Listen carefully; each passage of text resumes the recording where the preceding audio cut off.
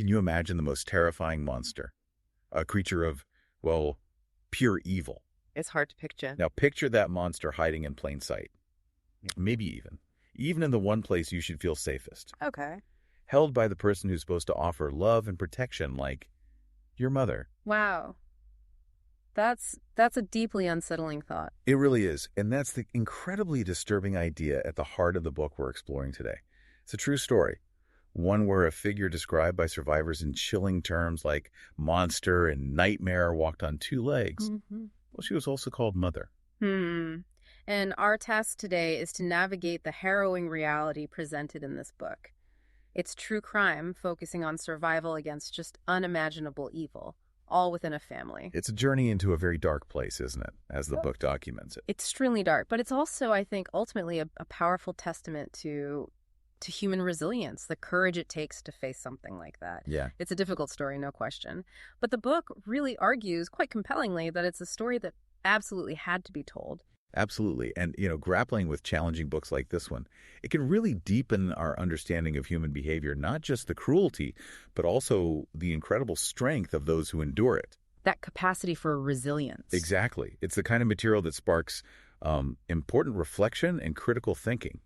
That's actually something we explore over on our YouTube channel, Mindful Moments. Ah, okay. Yeah, we use AI book analysis there to dig into complex themes, kind of like these ones, designed to help you process and understand the challenging ideas often found in the books we discuss here. That sounds really valuable for this kind of material. So, okay, let's step into the world this book describes. It centers on Shelley Notek and her husband, Dave Notek. They lived in a seemingly ordinary small town in Washington. Right, what's normally from the outside. Exactly. But the book paints Shelley as someone with this deeply manipulative charm. She could appear fragile almost, evoke pity, twist things around. Make herself the victim. Always. And Dave, the book talks about how people saw him change after marrying Shelley. How so? Well, it's described that many people, including Shelley's own daughter, Nikki, saw him becoming, well, less of a man, kind of diminished, almost unable to act outside of Shelley's influence. Wow. So the family structure. Shelley had 3 daughters. Yes, Nikki, Sammy, and the youngest, Tori. And later, their cousin Shane came to live with them, too. Okay. And they lived in this house on Monahan Landing. The book mentions the setting, right? Apple trees, elk trails. Potentially quite nice. Potentially. But despite maybe picturesque surroundings, the book makes it crystal clear that house became a place just defined by fear. Utter fear. And the patterns of abuse, they started early, aimed at her own kids. Yes, according to the book, primarily at her children first. Shelley was apparently a master of control.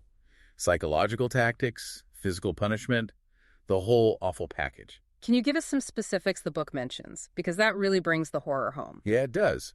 One really cruel tactic involved Christmas presents. Oh, no. The book says Shelley would give these lavish gifts, make a big show, and then just days later, take them all back. Why? What was the reasoning? Telling the children they were inherently bad, that they didn't deserve any joy, just constant undermining. Another chilling thing was controlling basic needs like water. Water. She'd lie about the well running dry, restrict showers, flushing the toilet, even when they were actually connected to city water. So it wasn't true. It was just control. Pure control, creating constant deprivation. And it wasn't just mind games, right? The physical abuse was also severe. Yeah, you mentioned that. Extremely. The book recounts punching, hitting, one horrific time, pushing Nikki through a plate glass kitchen door. Oh my God. Resulting in numerous cuts, obviously. And then there were these really demeaning punishments, like making the children wallow naked in the mud. Naked in the mud. Yes. And the book says Dave actually carried out that punishment, spraying them with a hose while Shelley supervised. So Dave wasn't just standing by, he was actively involved. That's how the book portrays it, often silent, maybe in terms of his own opinions, but complicit, following Shelley's orders to inflict these punishments. And then their cousin Shane arrived. Right, he came at 13. The book describes him bringing this sort of hope. He bonded fast with the sisters, seen as streetwise, but also sweet, kind of goofy. A bit of light in the darkness. For a moment. But that hope didn't last long, did it? That sounded like it. No, Shelley quickly targeted him, too, systematically stripping him of his stuff, his dignity. The book details how his pillow vanished, then his blanket, then his whole bed. Gone. Leaving him to sleep on the floor. On the floor. She limited his hygiene, gave him only one set of clothes, which of course led to him being bullied and ostracized at school. He learned, just like the girls, that any protest just made the punishment worse. It's fascinating in a truly awful way how this dynamic spread. It didn't stop with the family. The book talks about others who came to live there. Exactly. The first one the book details was Kathy Loreno. She was initially a friend, Shelley's hairdresser. She moved in. And the pattern repeated. Instantly. Shelley used the same manipulation, isolated her, created these false narratives to control her. Like making her think she was doing things she wasn't. Gaslighting. Textbook gaslighting. The book gives these disturbing examples, like Shelley lying about Kathy sleep eating, or hiding food sometimes, making the daughters help hide it first, then finding it and blaming Kathy for eating all the groceries. Just constant psychological torture. And the abuse escalated dramatically with Kathy. It became profoundly physical, torturous. How bad does it get? The book describes Kathy being confined, even locked in the pump house sometimes. Physical torture, including Shelley and Dave repeatedly dunking Kathy's head in water together. Together? Dave helped with that, too. Dave assisted, yes. Kathy was forced into demeaning chores, like washing dishes naked, subjected to severe beatings. And the children? Yeah. They had to witness this. Or worse. That's one of the most heartbreaking parts. The book describes times when the daughters and Shane were actually forced to participate in the abuse. Like what? Like snapping rubber bands at Kathy as she struggled, weakened, down the stairs. It just shows the level of fear, the coercive control Shelley had over everyone in that house. The description the book gives of Kathy near the end. It's just devastating. It's incredibly grim. She was severely weakened, barely able to stand, barely communicative. Her body covered in marks that, as the book chillingly puts it, or a map of how she had made Shelley angry. Oh, God. The book recounts her death and Dave's account of burning her body in a fire pit with Shane forced to help. Shane had to help burn the body. That's Dave's account. He recalled Shelley's immediate worry was only about the police. He took the ashes, the bone fragments, and scattered them to make her gone forever. And unbelievably, the horror continued. Shane was still there. Exactly. The book picks up Shane's story after Kathy's death. Shelley's abuse just continued, intensified, and ultimately led to his death, too. How did he die? Years later, Dave gave police this chilling confession, describing how he shot Shane in the back of the head in the Pole Building, February 1995. Shot him. And the cover-up, similar to Kathy's. Yes. Dave cleaned the scene, burned Shane's body again when the girls were away, then reported Shane as a runaway. Told police Shane came from a screwed-up family, often disappeared. He buried the rifle off some remote logging road. The book notes Nikki was deeply skeptical about the runaway story. She knew Shane hated Shelley. He wouldn't have just left.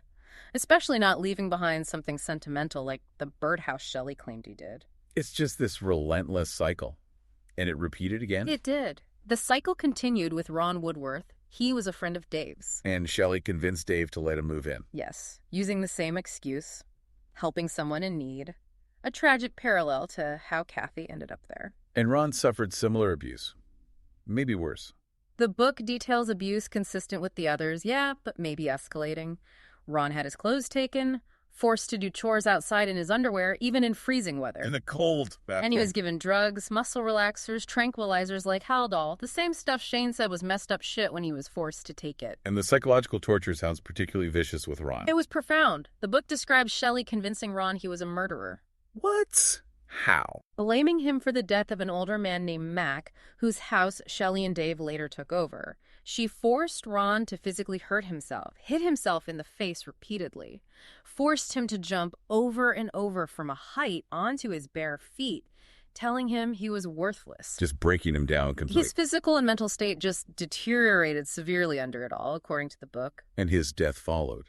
Implied to be from the abuse. Yes. The book describes his death that way. Dave recounts Shelley calling him, telling him Ron was dead. And Dave then buried Ron's body in a big hole in the backyard. In the backyard. So Ron's body wasn't disposed of like the others. No.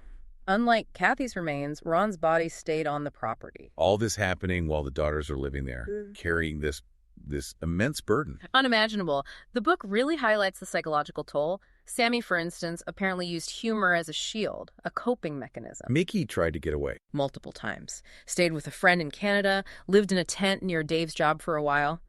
And the book mentions her earlier attempt, back in 2001, to tell authorities about Kathy. But it wasn't believed. Not fully believed, or at least not acted upon then.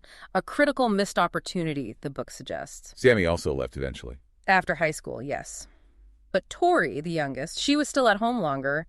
She witnessed Ron's abuse firsthand, extremely vulnerable. But the sisters had each other, their bond. Absolutely forged through that shared trauma. The book emphasizes how powerful that bond was, especially when Nikki and Sammy were finally reunited years later. And then there was that discovery, the ashes. Right. Sammy accidentally found that small garbage bag. Ashes, bone fragments, under a bed. It confirmed the absolute horror of what happened to Kathy, solidified everything. So after carrying us for so long, what finally pushed them to go to the police? The book describes these incredibly difficult conversations between them. The main driver was deep worry for Tori, still at home, witnessing Ron's abuse. That, plus the unbearable weight of the truth, especially after Sammy's discovery, it fueled the decision. Sammy must have felt conflicted. Intensely.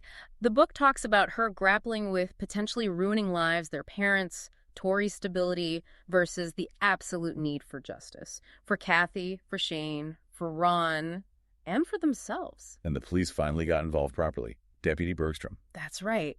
He was initially looking into Ron's disappearance when the sisters came forward. August 6, 2003, gave their testimony.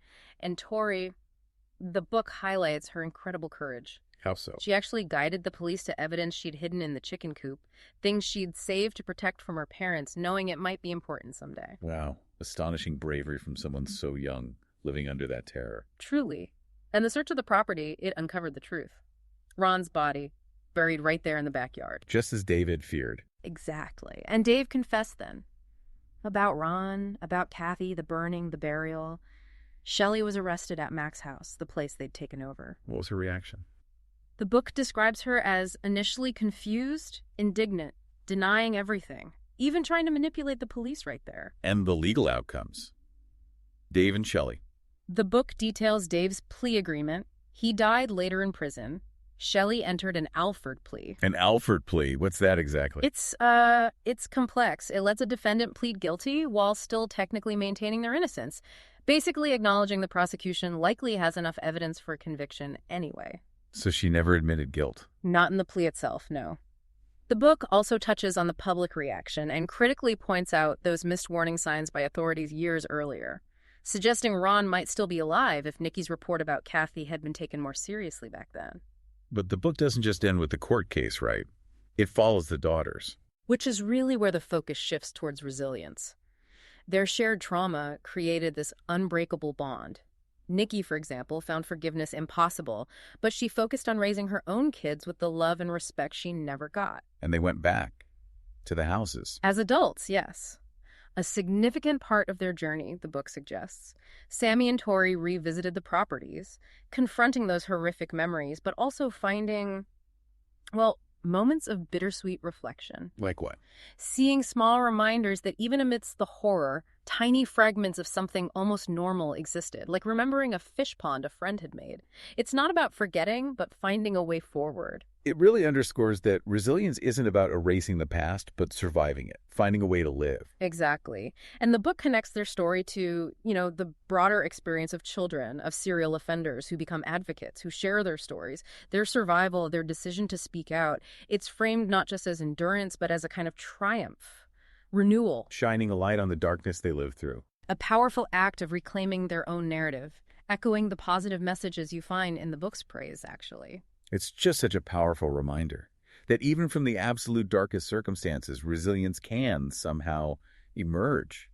And these stories, tough as they are to hear, they need to be told. For justice, for healing. Absolutely.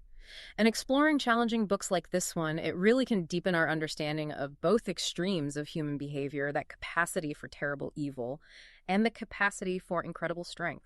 Remember, you can find resources for continued learning and critical analysis, often sparked by books like this, on Mindful Moments and through our podcasts. Definitely.